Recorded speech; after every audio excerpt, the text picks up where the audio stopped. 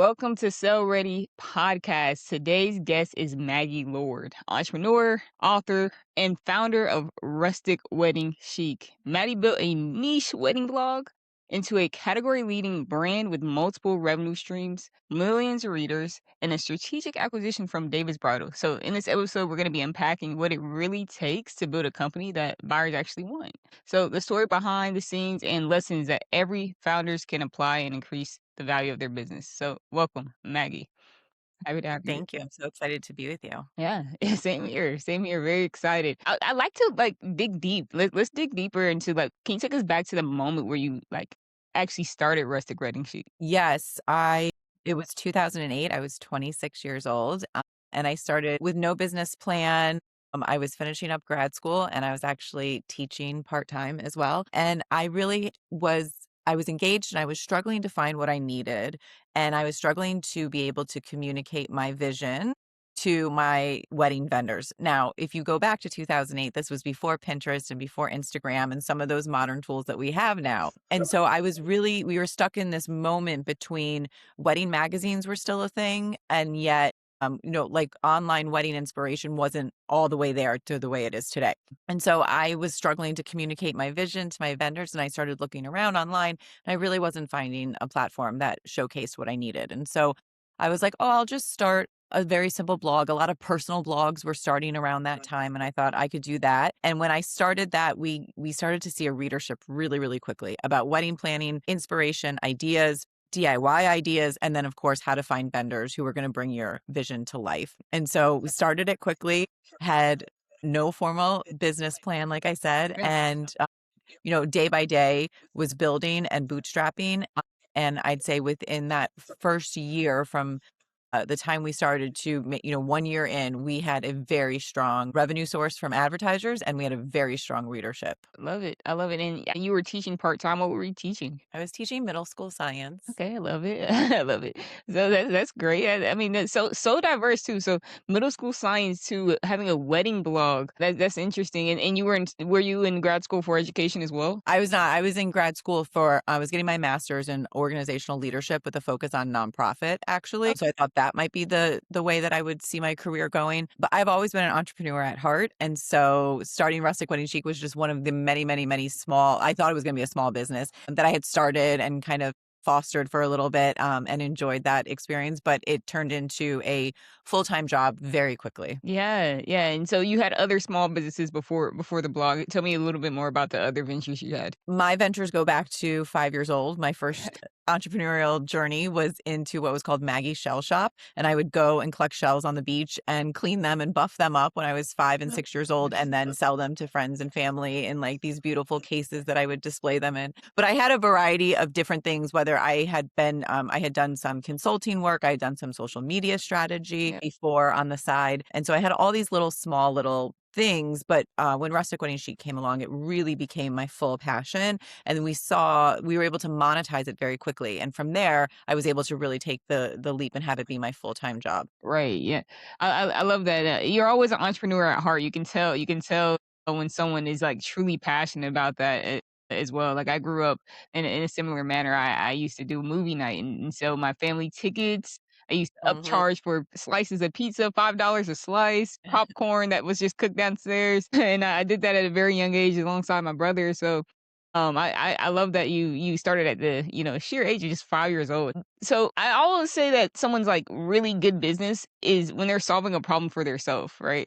And so when you were starting it, did you even think about selling one day? It sounds like it just was going to be another one of your small businesses or ventures that you were doing, right? Yeah, no, it wasn't until a couple of years in that I started to realize, okay, this is a really, the revenues is great, right? We were having great revenue and the community that we had built, the readers, loved us. And we got a licensing deal, publishing deal, right? There was lots of parts of the company that were really exploding. I did not really think of it as a sellable asset until I'd say probably about 5 years in when I was like, okay, I need this to be less founder dependent and I need to build it so that if I want it to be transferable one day, I can. So I'd say it was about 5 years in that I started to think, I don't know if I could keep it forever. I loved it. It provided great work-life balance. The team that I had around me was fantastic. But I did start to see that if I needed to build it in a way that if I wanted to exit, I had to do that earlier in the process because exit planning starts way sooner than when you start to think about the exit. If you just think about exit planning when you're there, when you're ready, you really haven't set the foundation for a good exit. Yeah, yeah, and I really wanna get into that as well after we kinda work through your story about, like, what does it look like setting the foundation for a good exit.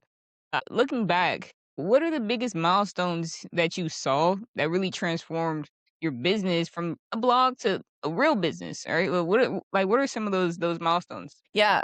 So I'd say about a year into business, we transformed ourselves from a personal blog into a media company, Mm, right? And we diversified our revenue streams. And I'd say that, the next big milestone for us was about, I'd say maybe 15 months into business. I landed a publishing deal and wrote over the course of the time that I was at Rustic Wedding Chic, I wrote 6 books on wedding planning and wedding inspiration. So that was a huge thing because it allowed us to talk to our customer, our client, our reader, both online and offline, right? So that became gigantic and for us.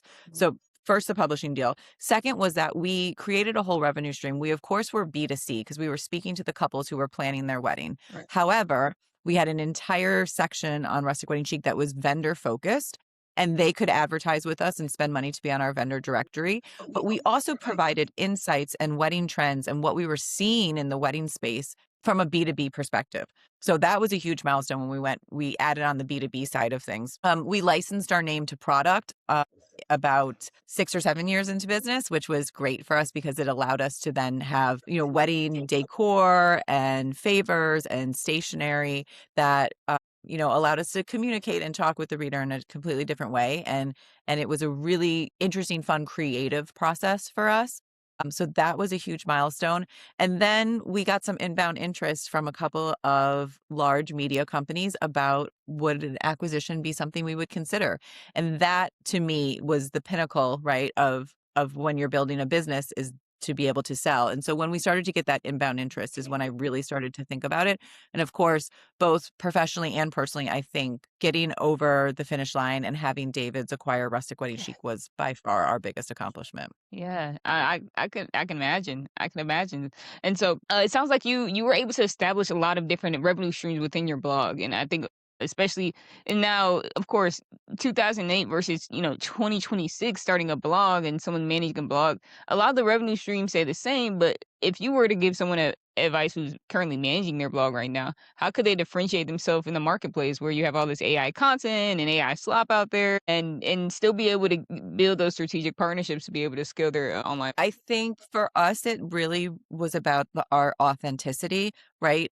I was very much the face of Rustic Wedding Chic, but it wasn't fully just dependent on myself, which was great. But I think working with brands, we worked with lots of major, national brands on advertising and sponsored content and social media content. They trusted us that the reader felt that we could speak to them in an authentic way. So I think that's number one. We never just sold advertising as a way of just kind of getting that money in the door. And so we did it in a very strategic way. And so it was an addition and something pleasing to our reader, but it wasn't like they came to our site and it was just, video ads and all this stuff like all over the place. We were very strategic in how we did it. So I think being authentic to you and to your audience is really important. And then I think choosing who you partner with is very, very important because you can be a cash grab, right? And just partner with everyone under the sun that you think your reader is going to, want to see from you. And I don't think that that's the best. I think really being intentional about who you partner with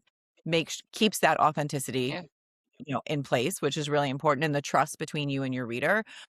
And then I think diversifying for sure your revenue because in digital media you cannot just depend on one source of revenue anymore. It just you cannot just say it's all going to be ad related or it's all going to be social content related. You really can't. And so you have to diversify. And I think always going back and looking at what are the streams of revenue that work for you and what are the ones that you tried and didn't work and how can you reinvent those, right? Like there's new tools and new things to pivot to every day. So it's not a set it and forget it mindset for sure. Sure, sure. I agree.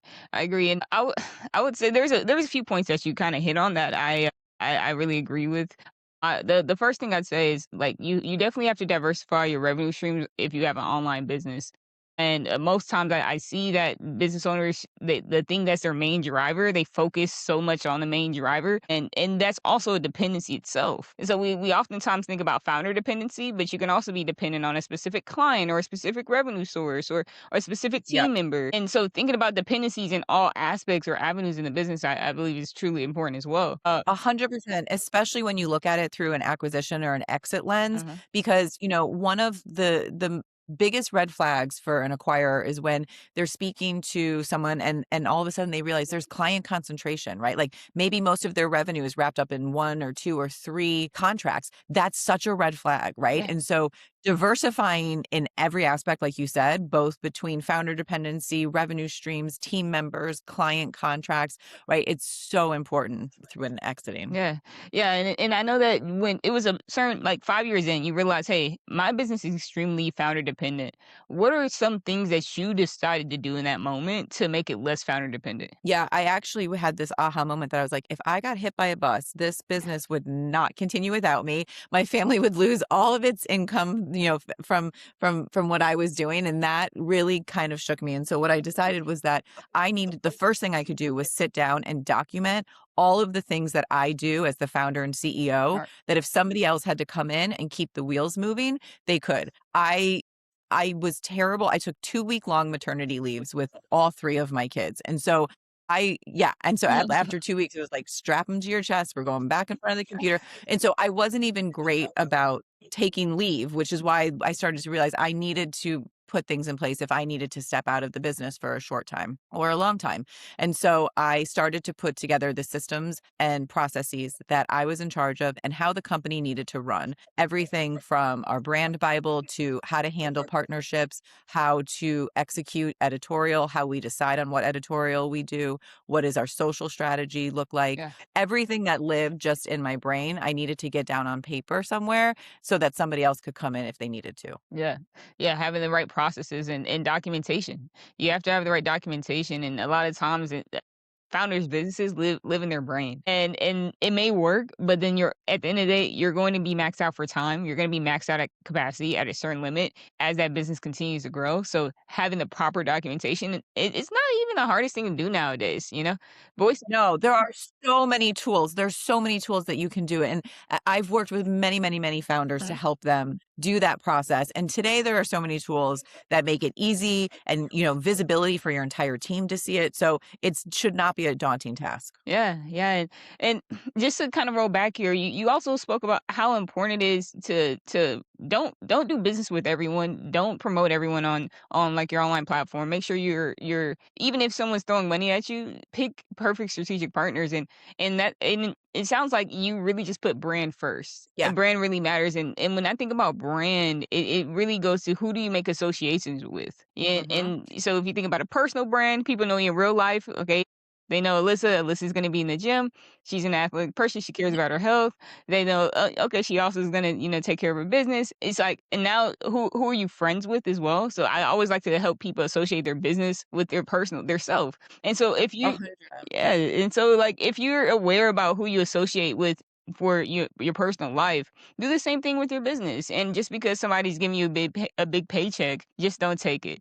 It has to align. Yeah, it has to align, and then you have to think about longevity, right? Yeah. The best partnerships in business are the ones where people on both sides of that partnership see a great return, right, on their investment. From a founder, the return on my time to in that partnership, and from the partner, the return on their investment. And I think if you can have long strategic partnerships, that goes way further with your client or reader or whoever it is than having a bunch of short little partnerships for money that it just doesn't feel right. Agreed, agreed. And this goes into the next thing about how you even got acquired by David's Bridal. Because from my research, you actually did a cold outreach to them because you sat down and thought, who are people who would potentially buy this company? And go Yeah, back to that so it actually association. had it had actually come out of a failed LOI from a large media company in San Francisco. Okay. So I had we'd gotten very close to an acquisition with a company, and I was very excited about it. And at the end of the day, it did not go through for a variety of reasons. And it was after that that I sat down, and that had come from a very organic relationship. And so it's not like we had gone on the market and then had this experience. This was a very organic evolution of a relationship. And then as it didn't go through, and that was in October, really took November and December to figure out, do I want to go through with an acquisition? Yeah. If I did, what does that look like? Is this the right time, personally, professionally, all the things? That was the winter of 2019. Obviously, none of us knew what was coming in the beginning of 2020 with COVID and all of that. But I did so, and I did sit down in December, and I really checked in with myself and was like, "Yep, even though that was a painful failed LOI, I do want this." And so I made a list and I said, I'm going to start some outreach in January and February. And I'm going to go to a handful of strategic companies that I think would be the best home for us, right? I was going to be really, again, intentional about how I did this. And I had decided that by April of 2020, I would make it publicly known that we were kind of on the market. But I was going to talk to a handful of people first. And so I had now been in the wedding industry for 12 years. I had a lot of contacts. Most of the major media companies I had always worked with and spoken with. And there was a handful of retailers as well that I had worked with for a long time. But I did not know the CEO at that time of David's Bridal, but I thought it would be worth having a conversation. And I emailed him and told him they were on my short list of people to talk to before this was publicly known. And we had a meeting in New York City on March 6th of 2020, right before the world shut down. Wow, what perfect timing. What Yeah. perfect timing is that? And also just a great time for them to acquire you right before the world shut down. The amount of people that were on the internet, online businesses really took off at that moment. And so it was Yeah, and if also you a think perfect about exit. the wedding industry too was really impacted, right? Yeah. And so it became, because Rustic Wedding Chic had such trust with their reader, and David's Bridal had such a large amount of brides and couples who were relying on them for their wedding attire. It was really a nice way to be able to inspire and talk to them through COVID about how wedding planning needed to look and all of that sort of stuff. Yeah, and take me down the path. How did you establish your potential list of acquirers, like, when you were thinking about David's Bridal? Yeah, so I had not worked much with David's Bridal, but the other companies on my list were companies that who had either at some point expressed interest of like, "Oh, you'd be a great company for us to acquire one day," Yeah. or they were a company like my failed LOI, which was they had every other milestone in digital media covered, from motherhood to retirement to all these other home and beauty, health, fitness, but they didn't have the wedding industry covered. And we had that niche so locked down. And so I made this short list of either retailers who I thought would want our readers because eventually they need to sell them a dress or sell them something. Right. They were a media company who didn't have the wedding industry yet. Okay, makes sense. Makes sense. Okay, so let's shift gears here and talk a bit more about the exit readiness process. I know in April of 2020, you said you made a decision that you were gonna go public with, hey, I'm going to sell this company. I'm assuming that you never really had to do that because you got acquired by David's Bridal, right? Correct. So, yeah, I was deep into talks with David's by that point. So, we never really went officially on the market. But I will say some of the things that I felt really good about was that because we had gone down the path a little bit before with this other company, I had really taken the time to get my financials in order and to get our due diligence list in Yeah. order, and everything that I knew was going to be sort x-rayed or looked at in order to make sure from a legal standpoint and a financial standpoint that this company, could acquire us. So I had really done both the prep work from the logistical side of that, but then also the personal side, right? It was very, people would say to me, how are you ever going to sell this business? It's like your first baby. You had it before you had babies, all these things. And I didn't feel that way as much. I felt like it was more of like selling a house where I had made great memories and I was very happy for the time that I'd spent there, but I was very much ready to move on. Yeah, yeah, I love that analogy. It's like you didn't think about it as your baby. It's like somebody that that you had, but a house that you purchased and Yep. you lived in, you created memories in, and then you sold it. When it was time to Yep. move on. And Yeah. I mean, life is very much in chapters. And I had a pre-Rustic Wedding Chic chapter. Rustic Wedding Chic dominated a lot of my life. A lot of big milestones happened. Obviously, I got married in that chapter. We had 3 kids in that chapter. I wrote books, then I went on morning shows, and I had a lot of big career moments. But I was very much ready for the next chapter Yeah. of my career. Yeah, so how did your team take the current team that you had? How did they take this information? And did David Bridal keep your team, or did they go ahead and get rid of everyone and everyone moved on as well? Yes, my team was built on contractors. And so I was really the only full-time employee. And so all of my contractors, did not need to go over with the David's Bridal team because David's Bridal was such a large corporation. They had all of the resources that they needed. So it was actually my team was okay with it because nobody was fully dependent on it. I had built a really solid group of contractors that I'd had for a long time, and some I still have nice personal relationships with, but they were fully, it was also COVID, and it was a time of a lot of uncertainty in Yeah. business, and so it wasn't sort of a shock or out of the blue. It was kind of like, okay, there was a lot of pivots happening anyway. But yeah, so my team they were able to continue on with doing their other things, and it was great. Yeah, and then, that's cool. That's cool too. So you mostly had contractors. You might have had your copywriter. You just had a few people who just did things and they got hired for the job, and they were also Yep, okay. Like that's great to not have them super dependent on the company either. And you correct. being the main full-time employee and, orchestrating all of your operators as well, or your contractors. So that's amazing that they kind of took that transition well.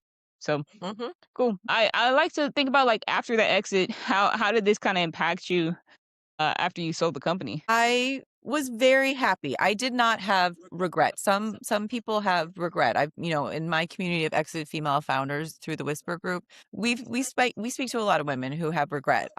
I would say I had 0 regret. It was a big part of my identity that I did not realize it was as big until I sold, and I was kind of like, "Who am I now?" And I needed to redefine myself as a business person and as an entrepreneur, and that chapter was a little harder for me to figure out Yeah. what is my next thing? What do I do? What is my next passion? Yeah. Rustic Wedding Chic was very much my passion for all that time. But I was thrilled for it to go live under a new home. I was thrilled that I thought David's Bridal was the perfect place for it. It's such an iconic wedding Yeah. brand, and it was really a time of transformation at David's Bridal, so I was extremely proud to be part of that Uh-huh. at that time. But I was very much looking forward to figuring out who I was gonna be next. Yeah, and, like, how did your identity change?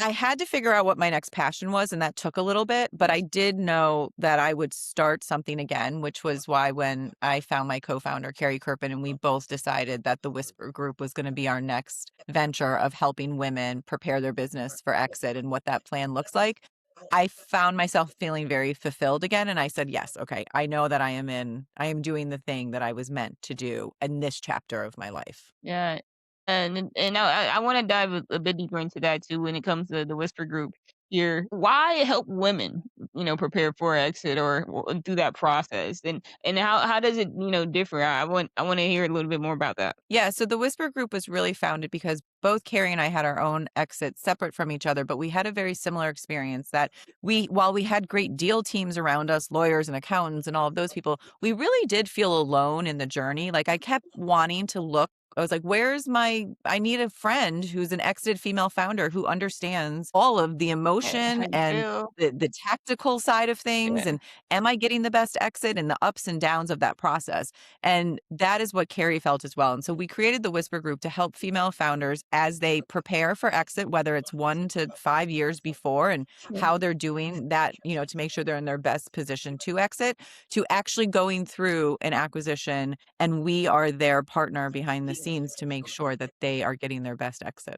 Great, great. So I want to shift gears here as we wrap up. We ask every founder, consultant, expert on this podcast the same questions. We call it the operator stack because we're actually building Okay. a data set on how the top decision makers make their decisions. So Are you ready? I'll just spit out questions. You're gonna first thing that comes to mind, you let me know, Okay. what you think. Cool? Yep. Okay. So what's a decision-making framework that you constantly rely on when evaluating opportunities? I like to make decisions within 24 hours. We wait way too long and overanalyze everything. And usually you have a gut reaction when you're making a decision. You know it. It's either a yes or a no. I love that 24-hour rule. Great. What's the most important numbers that you pay attention to when running a business? Profitability. Profitability. Yep.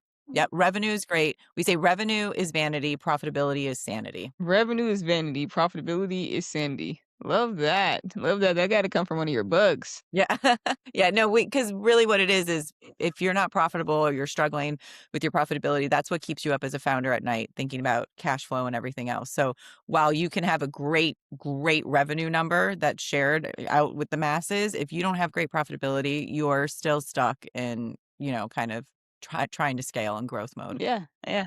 Okay, so what's the most common bottleneck that you see consistently that prevents companies from scaling effectively? Resources, right? Research. Whether that's financial or human resources. A lot of times we wait to hire Yeah, and that can hold us back. And I understand from a cash flow standpoint, but way too often we wait to hire. And when you do that, you don't get to scale as quickly as you want to. So both financial resources, but also the human resources. yeah, and then like scaling is a balancing act. You have to scale internally with the team, and also you have to scale your customers at the same Correct. time. And like, how are you balancing those simultaneously? Yeah, I think it's constantly evaluating so that they have to be in line with each other, right? I mean, it'd be like overcapacity on a boat or something, right? Okay. You can't have so many employees without the work to support it. However, you can't have so much work and be such a lean team that you're not actually executing the work great. Yeah. So it is constantly reevaluating to make sure that they are appropriately in line with each other. Yeah, and speaking of resources, kind of leads into the next question.